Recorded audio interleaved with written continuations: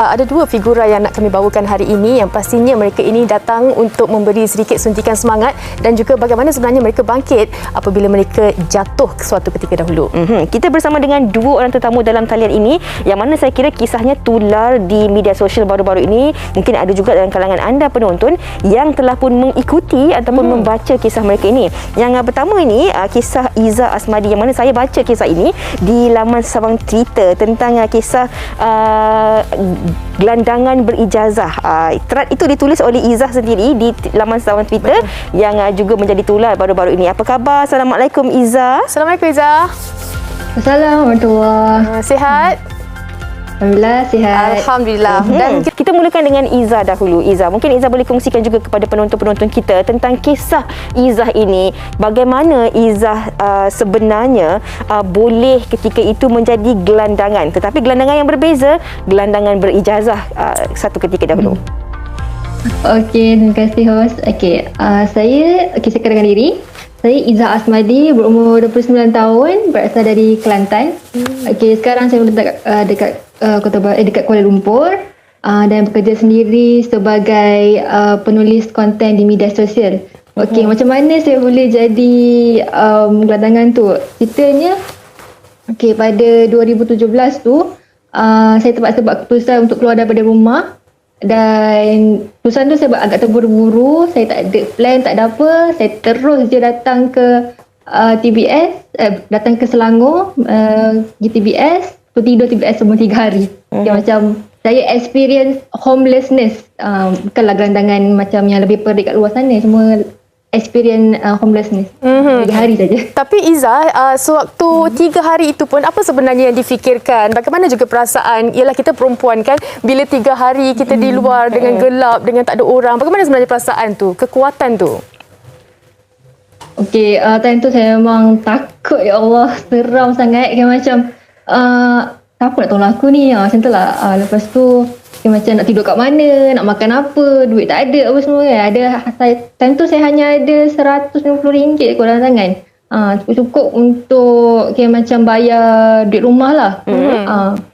Lepas tu apa yang saya buat, pertamanya saya cari tempat tidur dulu. Saya nampak polis. So saya pergi duduk dekat dengan polis, macam ada kerusi dekat dengan polis. So saya tidur dekat situ lah, kursi tu. Saya letak beg saya depan saya. Lepas tu berpanas selama 3 hari sambil saya mesej gunakan handset saya yang time tu nak hancur dah. Saya tanya orang dekat Selangor kat mana saya boleh tidur, kat mana saya boleh menetap cari kerja. Kita nak tanya juga kepada Izzah sendiri. Kalau kita lihat dari segi pencapaian Izzah sendiri, merupakan seorang individu yang ada banyak pencapaiannya.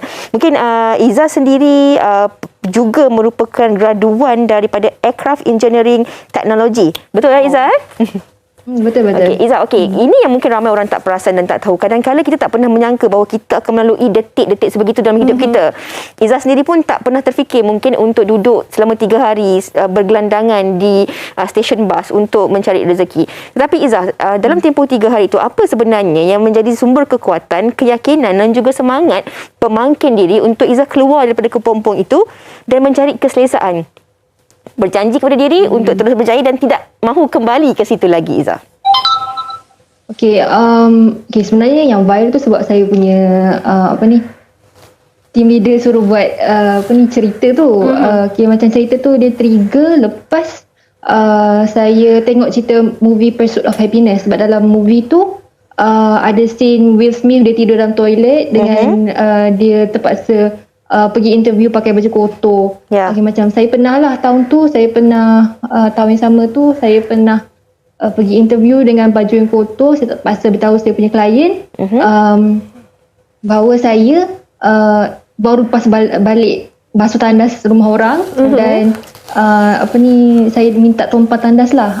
Dan tu dia juga buat posting, dia kata cekal anak muda ni. Tu cerita macam mana saya boleh tulis cerita tu. Kemudian kekuatan saya sebenarnya diajar daripada kecil untuk survive, untuk independent. Sebab saya anak sulung daripada 8 orang adik-beradik. Sumber kekuatan saya ada 4. Pertama, spiritual. Memang saya pegang apa jadi pun cari Tuhan. So setiap kali saya nak buat benda bodoh, saya akan fikir jangan buat, Allah tak suka, Allah larang.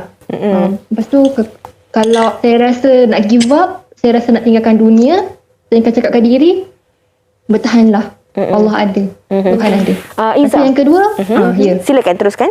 Yang kedua, Izzah? Yang kedua, kekuatan emosi saya sendiri, saya memang suka untuk ambil tahu pasal mind health, pasal macam saya belajar pasal psikologi, saya belajar pasal cara nak betulkan saya punya stres daripada zaman universiti lagi lah. Saya rapat dengan saya punya kaunselor.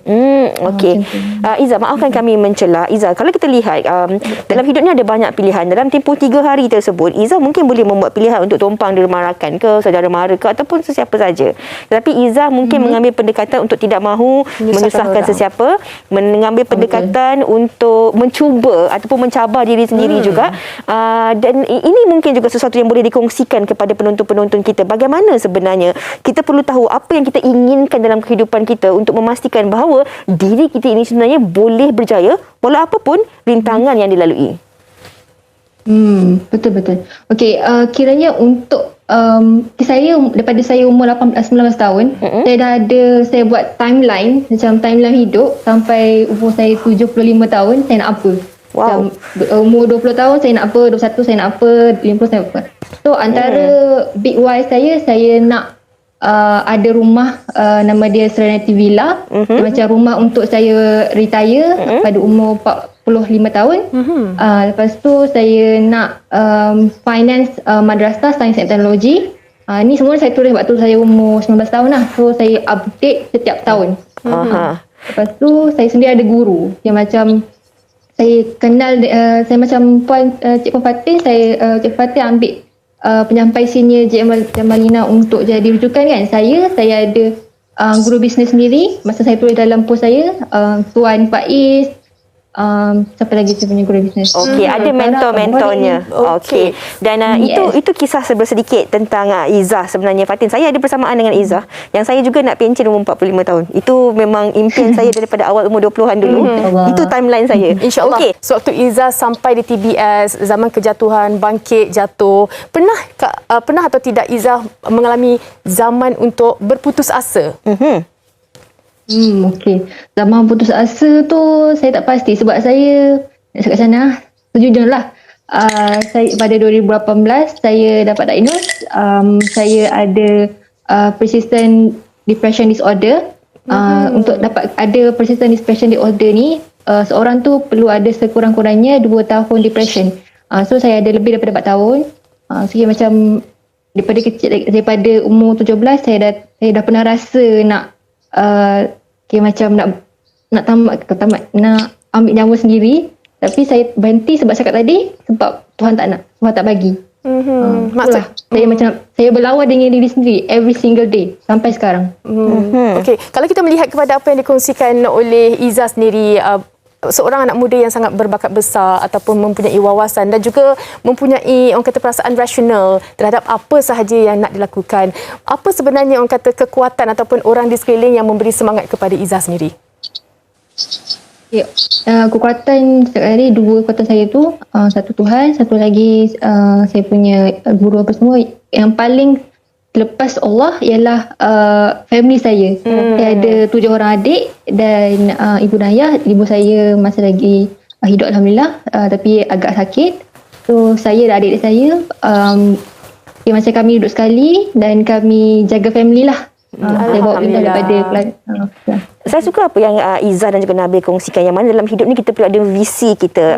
Orang putih kata big why lah. Kenapa, untuk apa kita lakukan ini, untuk siapa yang perlu kita lakukan, untuk keluarga, untuk diri sendiri dan sebagainya. Kita juga mungkin di penghujung perbincangan kita ini, Izzah, ada sesuatu juga yang boleh dikongsikan kepada penonton-penonton kita. Bagaimana untuk kita sebenarnya kalau pernah gagal, pernah kecewa, tidak berjaya dalam hidup, tetapi kita perlu bangkit, bangun untuk memastikan bahawa setiap hari ada ruang untuk kita memperbaiki, memperbetulkan diri kita untuk kita terus berjaya dan menjadi insan yang berguna satu hari nanti, insyaAllah. Silakan.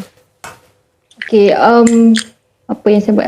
Okey, kiranya saya tetapkan satu target. Lepas tu bila saya nak capai target tu, saya akan reverse engineering apa step-step yang saya nak capai. Kalau saya tak capai, saya akan buat macam postmortem apa saya salah, apa saya boleh improve.